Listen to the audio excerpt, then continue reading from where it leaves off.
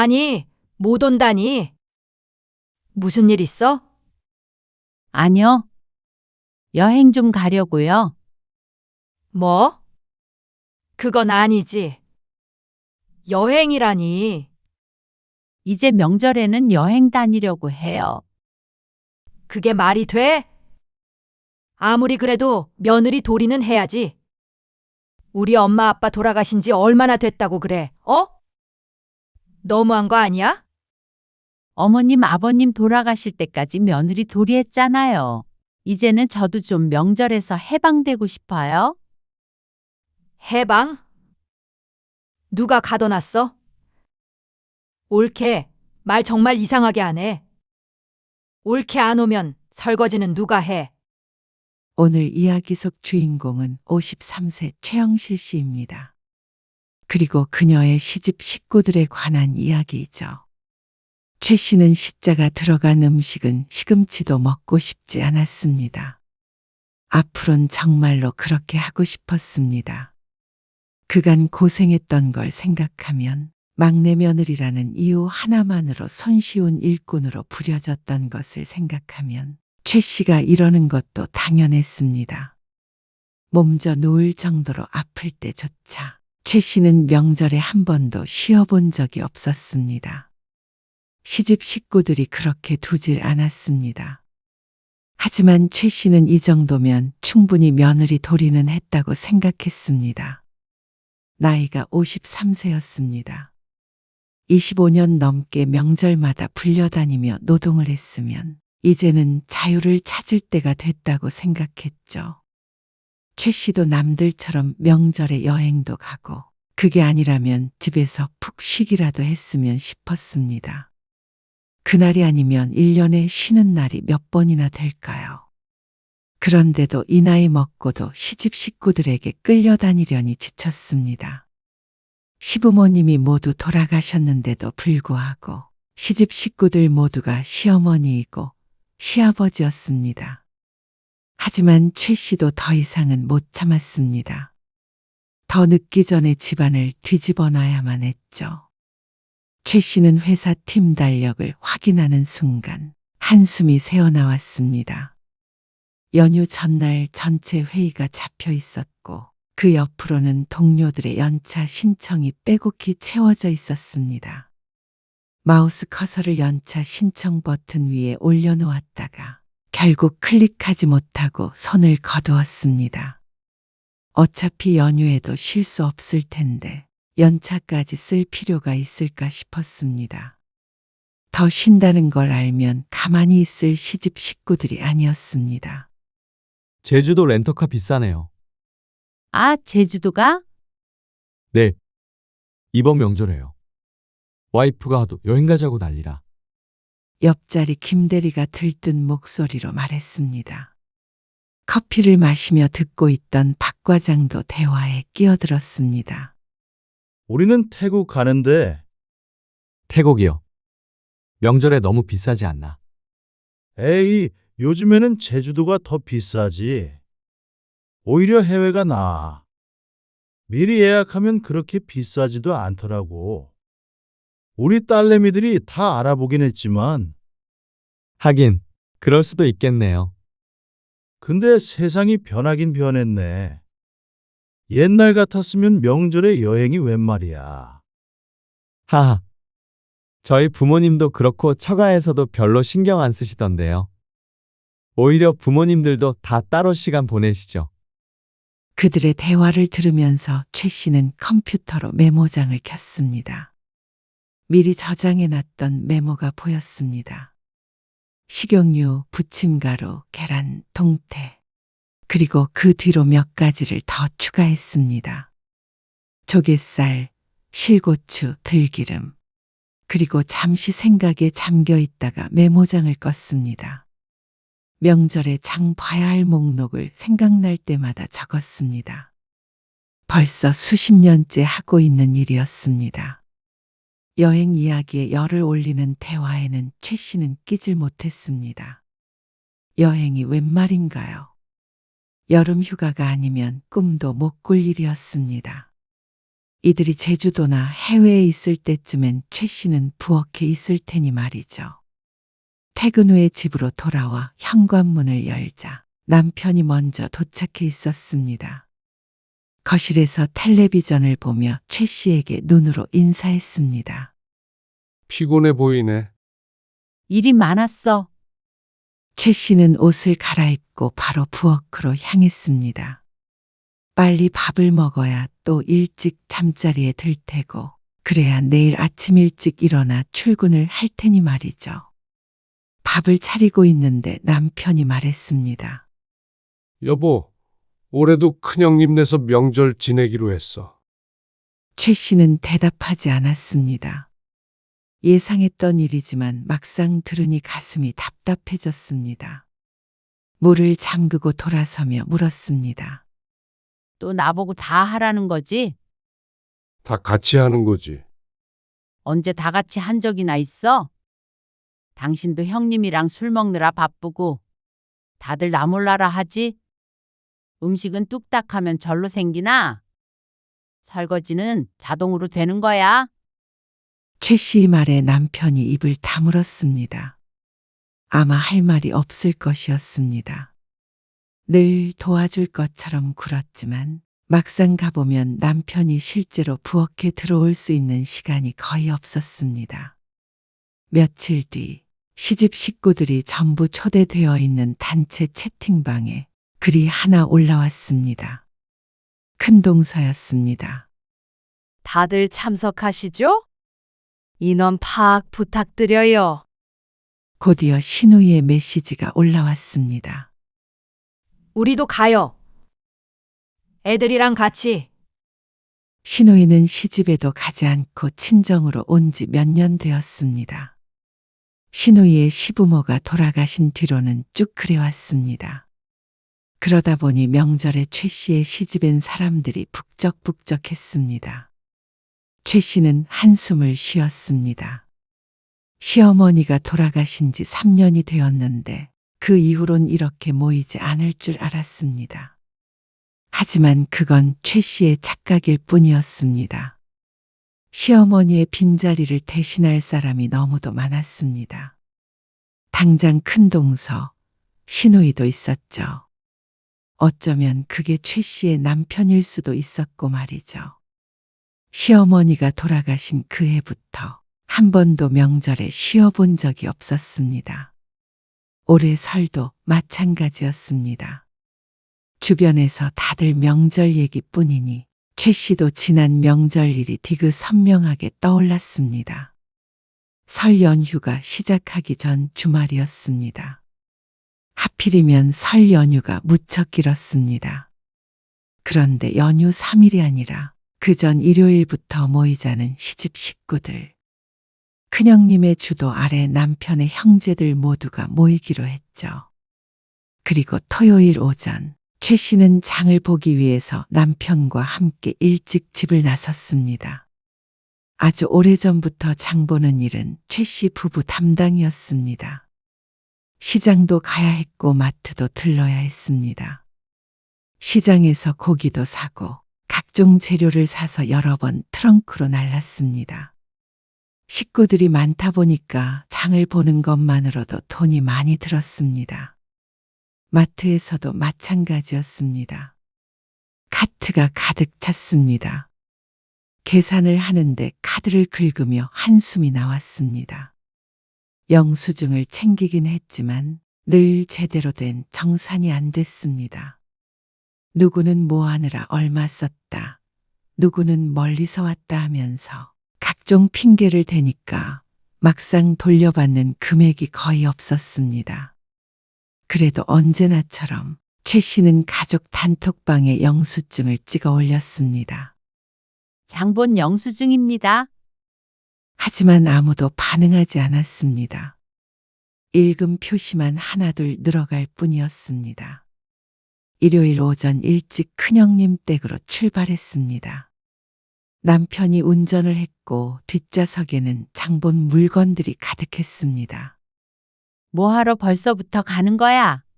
설은 수요일인데? 몇 날 며칠 있으려고 그래? 오늘 다 같이 모인다는데 그럼 어떡해? 무슨 형제 간의 우애가 그렇게 깊다고 며칠 동안 한 집에서 동고동락 하겠다는 것인지 이해가 가지 않았습니다. 남편은 최 씨의 입장은 전혀 생각해 주지 않았습니다. 본인은 그저 반갑고 좋을 뿐인 것 같았습니다.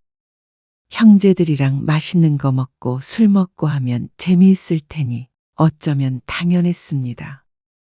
애들도 오라고 하지. 남편은 또다시 답답한 소리를 했습니다.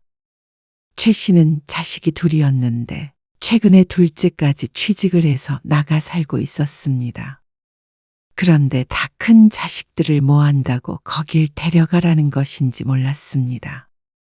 본인들도 뭘 배운다고 바쁜 모양인데 말이죠. 애들이 거기 가서 뭐 해? 며칠 동안 잠만 자다 오라고? 그래도 오랜만에 친척들 보면 좋잖아. 바쁜 애들을 왜 굳이? 보고 싶으면 자기들끼리 연락해서 보겠지? 남편은 운전을 하면서도 한참을 꿍얼거렸습니다. 아마 자신이 그리는 명절 풍경에 자식들이 빠진 것이 못내 아쉬운 모양이었습니다. 하지만 최 씨는 자식들을 그 지긋지긋한 곳으로 데려가 며칠 동안 시체처럼 지내게 만들고 싶은 마음이 전혀 없었습니다. 아무리 식구들이 타박을 한다고 해도 말이죠. 은호랑 은지는 안 와? 역시나 도착하자마자 최 씨 부부만 온 게 불만인 듯한 큰 동서. 바쁘대요. 명절에 바쁘긴. 그러면 우리 애들은 안 바빠가지고 오나?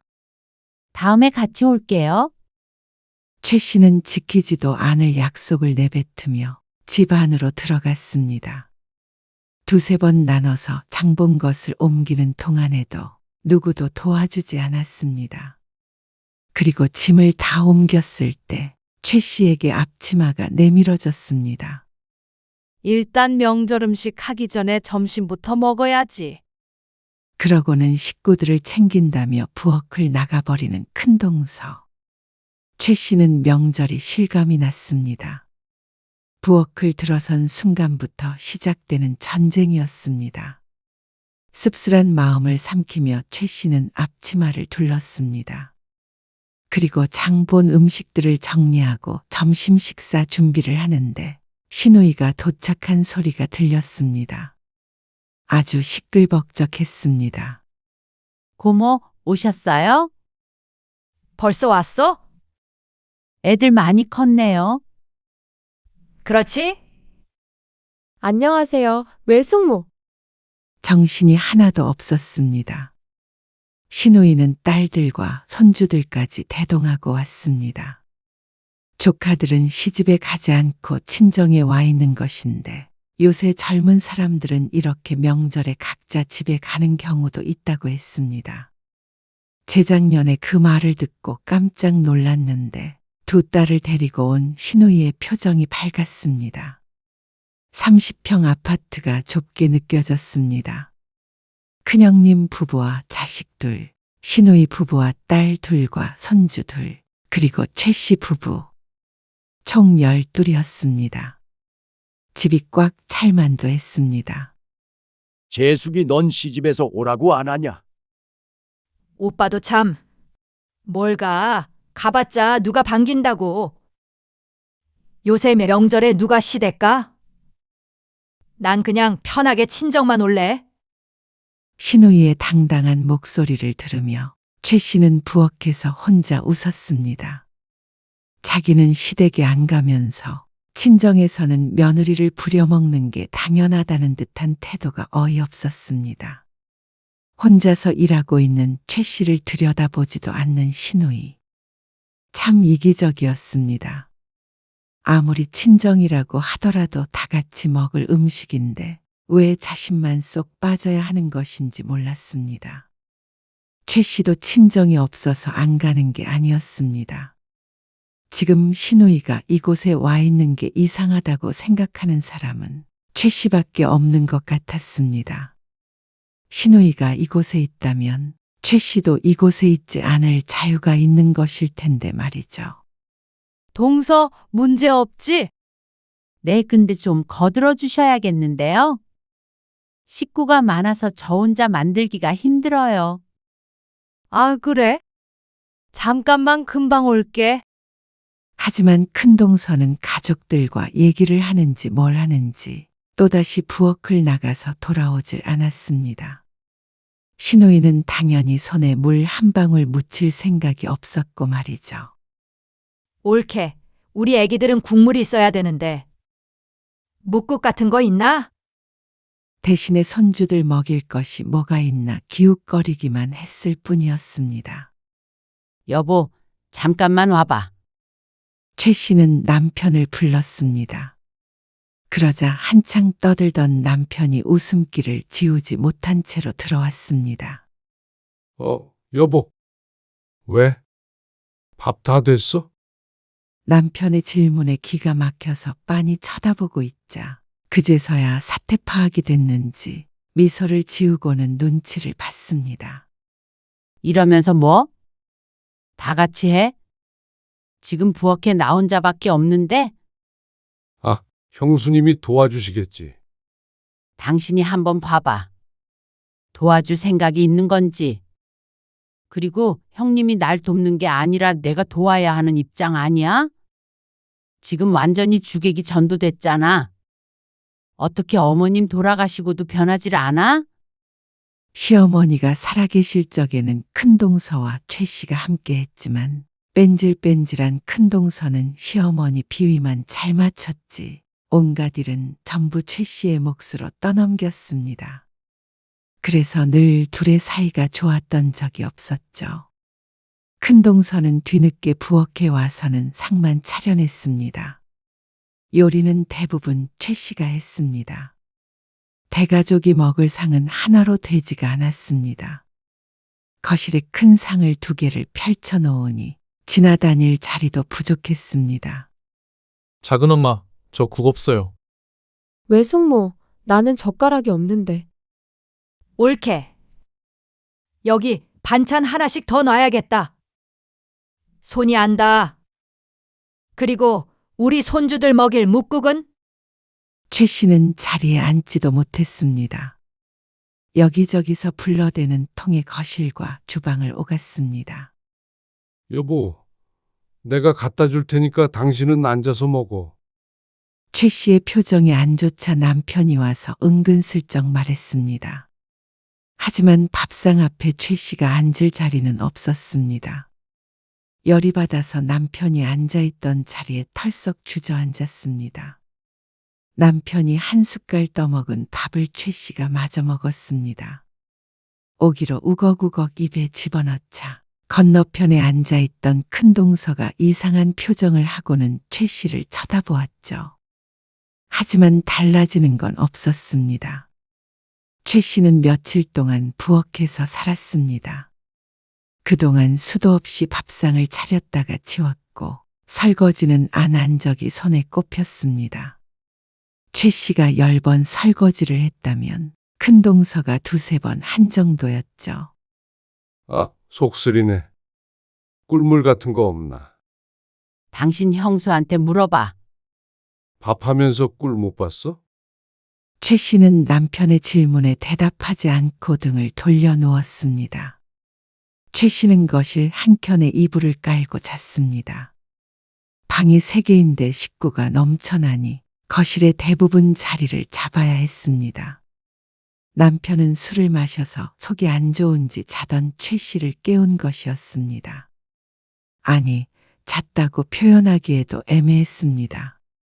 코 고는 소리, 화장실을 들락거리는 소리, 아이가 칭얼거리는 소리. 잘 수가 없는 환경이었습니다. 술조차 마시지 않았으니 최 씨 혼자 다른 공간에 와 있는 기분이었습니다.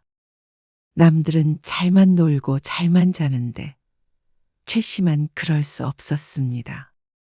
가슴이 답답해서 꼭 체한 기분이 하루 종일, 아니 며칠째 이어졌습니다. 설 전날과 당일 아침이 가장 힘들었습니다. 차례상을 차려야 하기 때문이었습니다.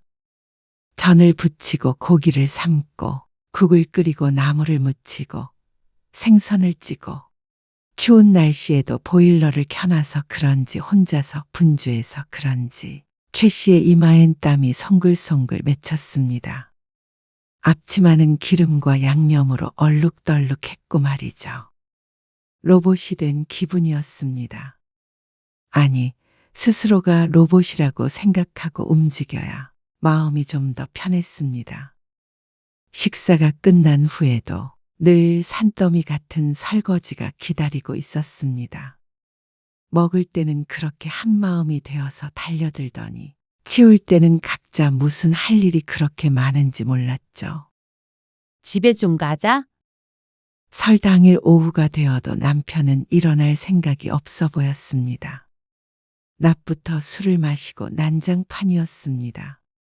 큰형님도 집이 이곳이니 계속 있을 것이고 시누이도 명절 내내 친정에서 보낼 작정을 하고 온 것 같았습니다.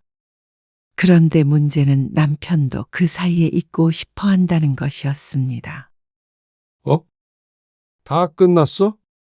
설거지를 다 했느냐고 묻는 남편의 엉덩이를 걷어차고 싶었습니다. 하지만 남편의 편으로 가득 찬 이 적진에서 섣불리 그럴 수가 없었죠. 그랬다가는 다들 벌떼같이 달려들 것이었습니다. 집에 가야지. 내일 하루 쉬고 낮 출근해야 되잖아. 알겠어. 이것만 하고 1시간 있다가 출발하자. 남편이 다시 화투판에 고개를 돌리며 말했습니다. 최 씨는 대답할 기운도 없었습니다. 그저 조용히 집에 돌아갈 채비를 했습니다. 며칠 동안 있었던 탓에 짐도 상당했습니다. 음식은 싸지 않았습니다. 명절 음식은 이제 쳐다도 보기 싫었습니다. 짐을 다 싼 뒤에 빈 방에 들어가서 앉아 있었습니다. 아들, 딸들과 카톡을 주고받고 있었죠. 그런데 이놈의 남편이 도무지 일어날 기색이 없었습니다. 여보, 가자니까? 좀 더 있다가 가. 저녁도 먹고 가면 되지. 급한 일도 없잖아. 하루 더 자고 내일 가던가. 큰동서의 말에 최 씨의 얼굴이 창백해졌습니다. 얼른 가서 출근할 준비해야죠. 출근을 그냥 하면 되지 무슨 준비까지 해. 모처럼 모였는데 자꾸 재촉하지 말어. 그래, 나도 내일 갈 건데. 그러지 말고 저녁 먹고 가. 올케가 한 갈비찜 같은 거 먹고 싶은데. 아니에요. 진짜 가야 해요? 여보, 얼른 일어나라니까? 1시간만 더 있다가 가자. 여보, 최 씨가 이를 꽉 깨물고 남편을 재차 불렀습니다. 그러자 남편이 들고 있던 화투패를 슬그머니 내려놓았습니다. 아이, 더 있다가 가라니까. 너는 늘 이렇게 홀랑 가버리냐? 죄송해요. 형님, 먼저 일어나 볼게요. 아이고, 아무튼 수고했어. 동서, 네. 가볼게요. 최 씨는 겨우 지옥 속에서 빠져나왔습니다. 그리고 술을 마신 남편을 대신해서 운전대를 잡았습니다. 남편은 아침부터 술을 마셔서 피곤한지 조수석에서 꾸벅꾸벅 졸았습니다. 최 씨는 도착할 때까지 남편에게 한 번도 말을 걸지 않았습니다. 명절마다 반복되는 상황이었습니다. 그리고 집에 도착해서 남편이 깨면 늘 싸웠죠. 당신 진짜 너무한 거 아니야? 내가 당신네 집 종이야? 무슨 말을 그렇게 하냐? 왜 모든 식구들 밥을 내가 차려야 해? 왜 나 혼자 설거지도 다 해야 해? 식구가 몇인데? 그야, 막내니까 좀 더 하긴 해야지. 좀 더?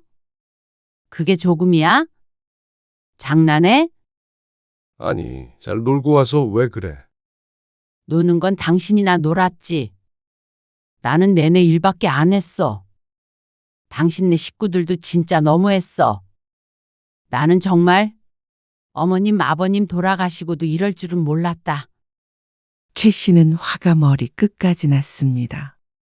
그곳에서 할 말도 제대로 못하고 그렇게 시키는 대로만 하고 온 스스로에게도 화가 났고 놀고 먹기 바빠서 아내가 무슨 고생을 하는지도 신경 쓰지 않은 남편이 원망스러웠습니다. 미안해. 결국 남편은 사과를 하긴 했습니다. 물론 이런 사과 또한 처음이 아니었습니다. 추석에도 또 이럴 거라는 것에 최 씨는 전 재산도 걸 수 있었습니다. 벌써 몇 년째야 20년 넘게 이 짓 했으면 됐잖아. 어머님, 아버님도 돌아가셨는데 내가 더 나이 들어서까지 종로를 해야 하는 거야? 내가 당신네 집 식모라도 돼? 식모라니. 막내 며느리는 당연히 해야 하는 일이야. 나를 사람으로 여기긴 해? 당신네는? 당신네라니. 당신도 우리 가족 아니야. 가족이라고 생각했으면 나를 그렇게 부려먹진 못하겠지. 그러니까 내가 미안하다고 하잖아. 미안해. 다음엔 이런 일 없을 거야. 다음 날 연휴 마지막 날에 최 씨는 몸살이 났습니다. 열이 나고 온몸이 쑤셨습니다. 안 그래도 안 좋던 손목은 세수할 때조차 욱신거렸죠. 때때로 우라통이 터질 것 같은 화가 치밀어 오를 때도 있었습니다. 연휴 마지막 날은 거의 침대에 누워서 지냈습니다. 약 먹고 자고 약 먹고 자고 하다 보니까 출근할 때였습니다. 다시 주말이 되긴 하겠지만 억울했습니다. 남들은 주말 전에 연차도 쓰고 여행을 한다는데 자신은 내내 소처럼 일만 하다가 회사로 복귀해야 했습니다. 대부분 사람들이 시집살이도 젊었을 때나 당하지 나이 50 넘어서까지 이러는 사람은 없을 것 같았습니다. 그리고 요즘에 젊은 사람들이야 바보처럼 시집살이 당하는 사람도 없었고 말이죠. 그러니까 바보 같은 건 최 씨뿐이었습니다. 시어머니도 안 계신데 뭐가 무섭다고 거기까지 가서 노동을 자처하는지.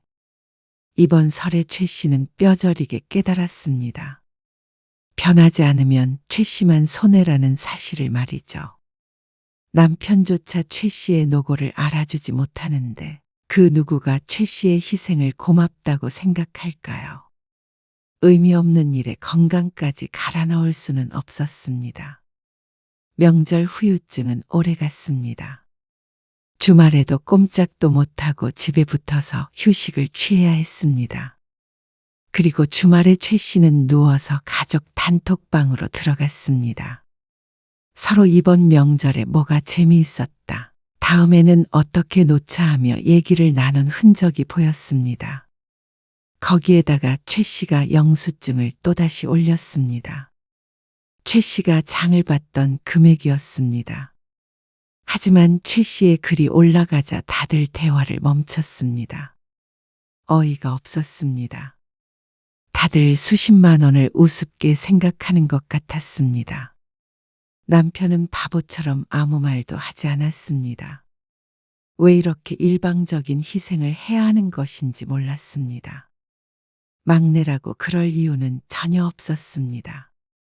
최 씨는 남편을 통해서 받아보려고 했지만 결국엔 어영부영 넘어가게 되었습니다.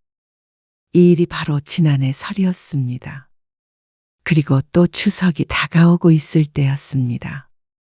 이번 추석에는 나 여행하고 싶어. 며칠 전에 김 대리와 박 과장이 하는 얘기를 듣고 참 심란하던 차였습니다. 제주도의 태국, 누구는 집구석에서 전이나 부치는데 말이죠.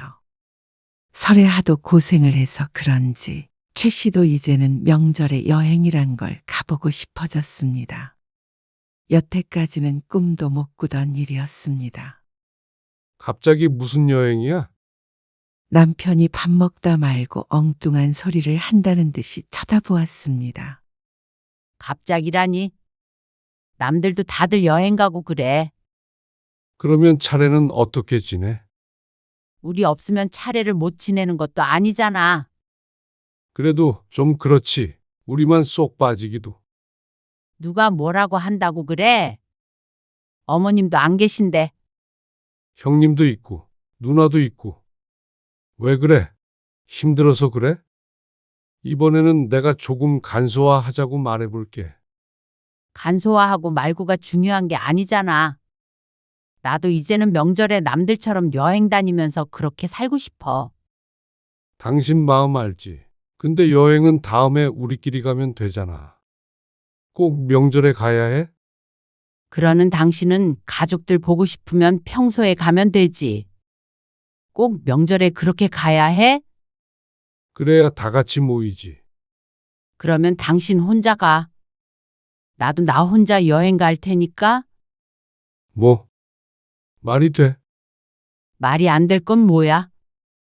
그러면 일손이 부족하잖아. 뭐? 기가 막힌 말이었습니다. 그러니까 남편조차도 최 씨를 그 집의 일꾼 정도로 생각하고 있나 싶었습니다. 미안하고 고마운 마음이 있다면 여행 가겠다는 말에 이런 식으로 반응하지만 않았을 테니 말이죠. 최 씨는 화가 나서 단톡방에다가 먼저 메시지를 올렸습니다. 저는 이번 추석에 참석 못합니다. 그랬더니 늘 최 씨의 영수증을 첨부한 메시지는 본체만체 하던 시집 식구들이 난리가 났습니다. 너도 나도 무슨 일이냐고 물었습니다. 그런데 그게 최 씨에 대한 걱정이 아님은 확실했습니다. 무슨 말이야? 자기가 못 오면 어떡해? 옳게. 그렇게 설명도 없이 일방적으로 통보하는 건 아니지. 답장을 보면서 최 씨는 말을 골랐습니다. 그런데 뭐라고 답장을 하기도 전에 신우이에게서 전화가 걸려왔습니다. 아니, 못 온다니. 무슨 일 있어? 아니요. 여행 좀 가려고요. 뭐? 황당하다는 대꾸에 최 씨는 어쩐지 긴장되는 기분이었습니다. 그건 아니지. 여행이라니. 이제 명절에는 여행 다니려고 해요?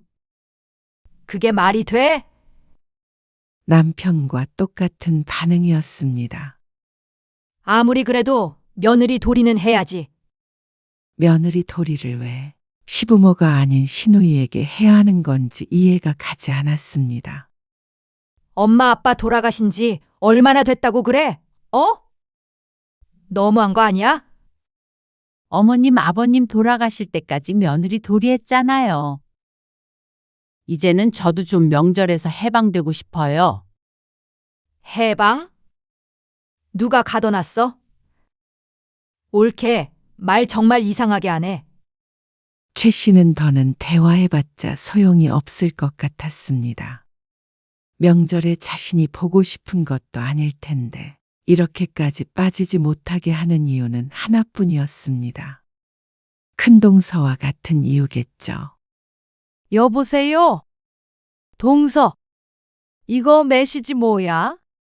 못 온다니? 최 씨는 한숨을 내쉬었습니다.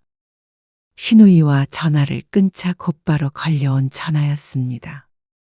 같은 며느리 된 입장에서 이건 아니지. 뭐가요, 형님? 뭐가요라니? 정말 몰라서 물어? 그러면 그 많은 식구들 뒷바라지를 나 혼자 하라고. 저 혼자도 했잖아요. 뭐야?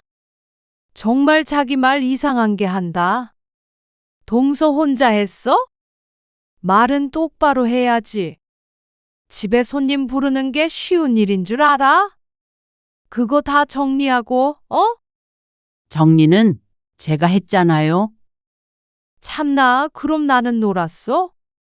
그러면 이번부터는 동선의 집에서 한번 해볼까? 왜 자기 혼자 고생한 것처럼 말해? 같은 며느리끼리 이러기야? 아니, 형님. 시부모님이 다 돌아가셨는데 며느리가 다 무슨 소용이라고 자꾸 며느리 하세요? 그래도 그러는 거 아니야.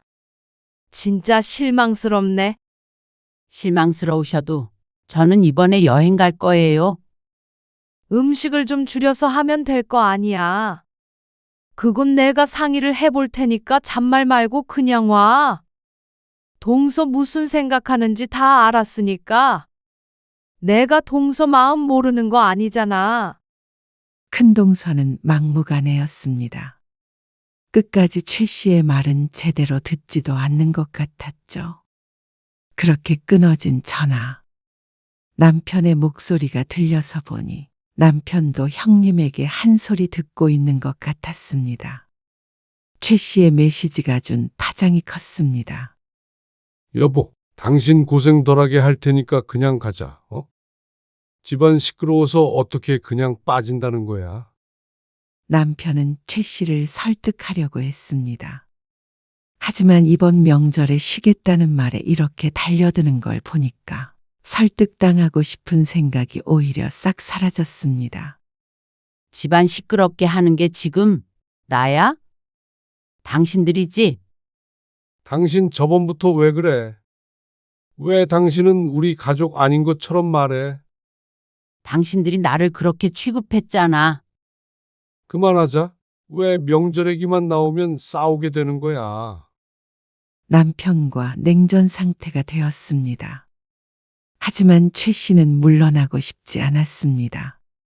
최 씨는 다소 늦은 감이 있지만 여행지를 알아봤습니다. 제주도 같은 곳도 아직 비행기 표가 있었습니다.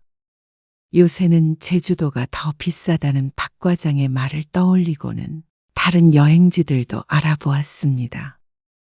그것도 남편과 동행이 아니라 혼자 가는 방향으로 말이죠.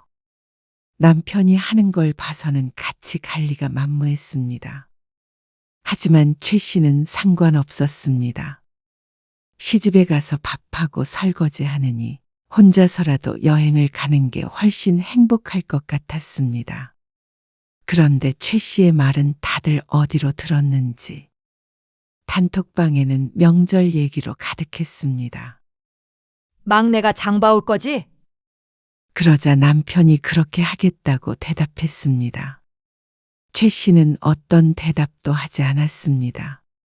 그리고 결국 제주도행 비행기표를 예약했습니다. 비싸다고 하더라도 2박 3일 정도는 푹 쉬고 즐기다 오고 싶었습니다. 모처럼의 여행이었고 명절에는 처음이었으니 말이죠. 최 씨에게는 큰 의미가 있는 여행이었습니다. 최 씨는 망설임 없이 숙소도 예약했습니다. 명절이라 다소 비싸긴 했어도 그렇게 일하고 여행 한번 제대로 못 가나 싶은 생각이 들어서 더 거침없었습니다. 거실벽에 걸려있는 달력에다가 빨간색으로 동그라미를 쳤습니다. 2박 3일 일정이었습니다. 남편에게 말하지는 않았습니다. 곧 알게 될 테니 말이죠. 그리고 명절이 이틀 전으로 다가왔을 때 큰동서에게서 개인 톡이 왔습니다. 동서, 이번에는 LA 갈비를 할까 하는데 재료 좀 사와야겠어. 그리고 다른 집 보니까 새우전도 하더라고. 새우도 사와.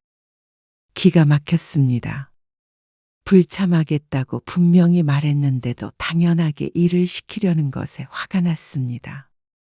손가락이 떨렸지만 침착하게 답장을 보냈습니다. 저는 이번에 안 간다고 말씀드렸습니다. 다른 분들과 분담하세요. 그러자 또다시 전화가 불이 날 것 같았습니다. 최 씨는 받지 않았습니다. 그러자 또 메시지가 왔습니다. 동서 아니면 요리는 누가 하라는 거야? 진짜 이런 식으로 할 거야? 양심이 있으면 이러면 안 돼. 누군 여행 갈 줄 몰라서 명절 지내는 줄 알아? 돌아가신 어머님이 통곡을 하시겠네? 어떻게 같은 며느리끼리 이렇게까지 하는지 몰랐습니다. 혹시라도 큰동서가 여행 가겠다고 했으면 최 씨는 쌍수를 들고 환영했을 것이었습니다.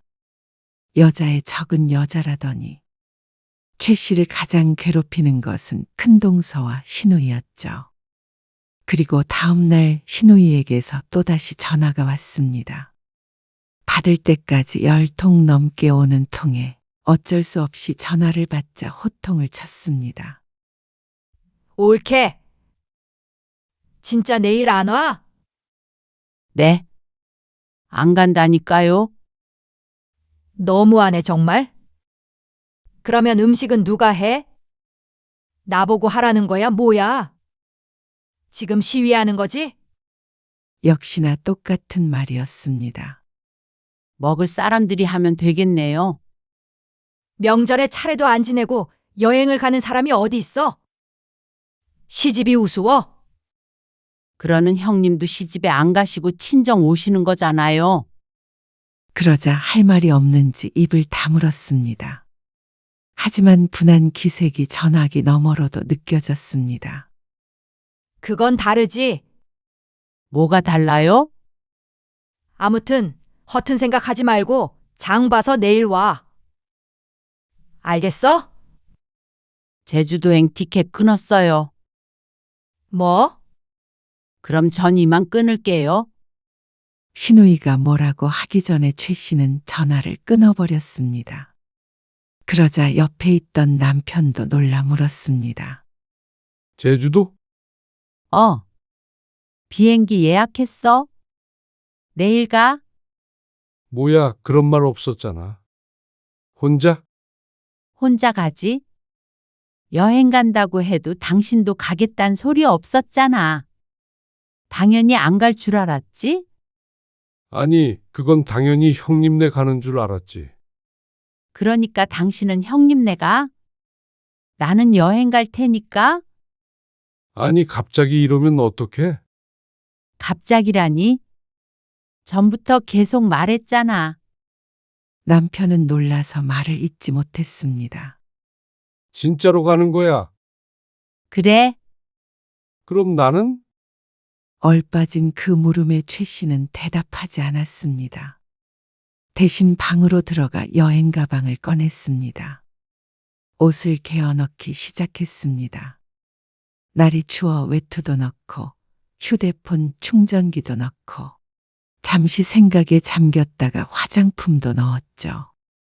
남편이 옆에서 안절부절 못하는 게 느껴졌습니다. 하지만 최 씨는 모른 척 했습니다. 그리고 다음 날, 최 씨는 혼자 지하철을 타고 공항으로 갔습니다. 남편은 큰형님네로 간다고 먼저 차를 타고 가버렸습니다. 오히려 최 씨의 마음이 더 편했습니다. 그리고 제주도에 도착했을 때 단톡방 알림이 울렸습니다. 혹시나 최 씨에 대한 말이 있을까 싶어서 열어보았다가 최 씨는 웃음을 터뜨렸습니다. 올 때 시장에서 전 좀 사와라. 그리고 나물도 있으면 5종류 사오고. 오늘 저녁에 먹을 족발은 내가 사갈게. 차례상에 올라갈 음식은 전이랑 나물만 있으면 돼. 나 지금 시장인데 웬만한 건 다 판다. 그럼 일단 사오세요. 최 씨를 제외한 나머지 사람들의 대화였습니다. 활자에서 다급함이 느껴졌습니다. 이게 웃기기도 하고 서글프기도 하고 최 씨에게 이상한 감상을 주었습니다. 최 씨가 없어도 어떻게든 굴러가는 것이 다행이기도 하면서 최 씨가 없으니까 명절 음식을 시장에서 사는 걸 보니 깽판을 치고 싶은 기분이었습니다. 왜 진작 그렇게 못했던 것인지, 최 씨가 혼자 떠안고 있던 짐이 얼마나 무거웠던 것인지, 그걸 지금은 깨닫기는 한 것인지, 최 씨는 이내 신경을 껐습니다. 더 이상 최 씨가 신경 쓸 일이 아니었습니다. 날이 딱 좋았습니다. 선선한 바람을 맞으며 최 씨는 숙소로 향했습니다. 바다가 보이는 작은 호텔이었습니다. 평소라면 이 시간에 부엌에서 나오지도 못했을 텐데 바다를 보고 있는 현실이 오히려 비현실적으로 느껴졌습니다. 그렇게 최 씨는 꿈 같은 2박 3일을 보냈습니다. 나중에는 메시지도 확인조차 하지 않았습니다. 그리고 여행이 끝나고 집으로 돌아간 뒤 최 씨는 모처럼 몸살이 나지 않은 채로 나머지 연휴를 즐길 수 있었습니다. 여보, 잘 다녀왔어? 남편이 풀이 죽은 목소리로 물었습니다. 얼굴이 퀭한 것이 평소 명절과는 달라 보였습니다. 당신 없으니까 아주 엉망진창이었어. 누나랑 형수님이랑 싸우고. 그 말에 어쩐지 웃음이 날 것 같았습니다. 그래서 다음에 형님네 같이 가잔 소리 할 거면 그냥 말을 말어. 아니, 그게 아니라 차라리 여행을 같이 가자고. 최 씨는 남편의 말을 듣고 눈을 크게 떴습니다. 당신 얼마나 고생했는지 알겠더라고. 설거지 가지고 아주 온 식구들이 싸우는데 질려버렸다, 정말. 왜 그걸 이제서야 깨닫는 것인지 몰랐습니다. 자기가 해보지 않으면 힘든 걸 모르나 싶었습니다. 왜 이렇게 사람들이 어리석은지. 하지만 최 씨는 남편의 진심 어린 말에 처음으로 마음이 조금 풀렸습니다. 다음 명절부터는 우리 식구끼리만 여행 가자. 은호랑 은지도 불러서 같이. 최 씨가 고개를 끄덕였습니다. 형님한테 내가 확실히 말할게. 우리도 이제 명절에는 각자 알아서 지내자고. 그날 이후로 최 씨는 단 한 번도 명절에 시집을 찾지 않았고 대신 가족들과 함께 국내외 여행을 다니며 진짜 명절의 의미를 되찾았습니다. 시집 식구들의 큰 반발이 있었지만 남편도 참석을 안 하겠다고 못을 박아버리니 그쪽에서도 도리가 없었습니다. 53세에 찾은 자유였지만 남은 인생을 위해서는 결코 늦지 않은 선택이었습니다.